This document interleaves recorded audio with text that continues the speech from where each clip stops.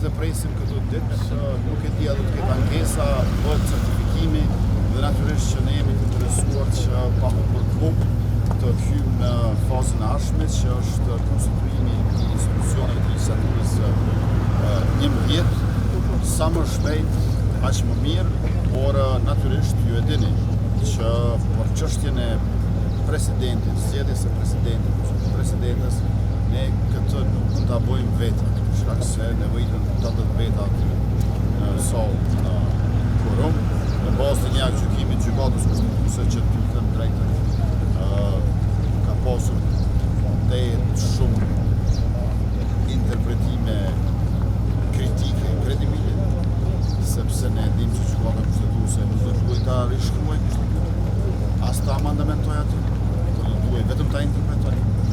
Dhe ne kemi pasur shumë shembuj kur kemi pasur një lloj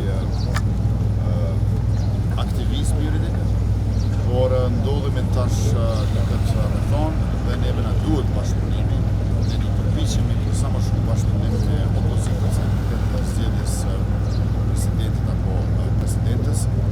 Nuk kanë munduar ofertën e kaluar nga ana jonë. Çësia jonë është konstruktive, është kreative, është aktive. Por shpresoj që kësaj rrode do të ndryshojë çësia e opozitës dhe propozimeve tona, sigurisht se herën e kaluar që përgjigjem me refuzime, nuk do të kenë më pjesë të identitetit që na bëri të quajmë opozitorë, sepse kemi parasysh bashkëqeverisë dhe thanë jo, pas për deputetë vonë ministri dhe zotës ministri e refuzuan. Pastaj ofruam blokadën midis pozitës së presidentit dhe parlamentarit, një LDP, pastaj PDP duhet refuzuar. Ne vazhduam më tej duke ofruar që të votojmë presidentin e propozuar nga opozita, le të sjellin 3 propozime, ne votojmë edhe në nënshkrimet e votat, prapë refuzuar.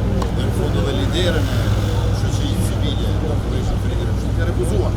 Pra, tani, për të ecur përpara, ka nevojë që të përfundojë sjellja refuzuese e opozitës.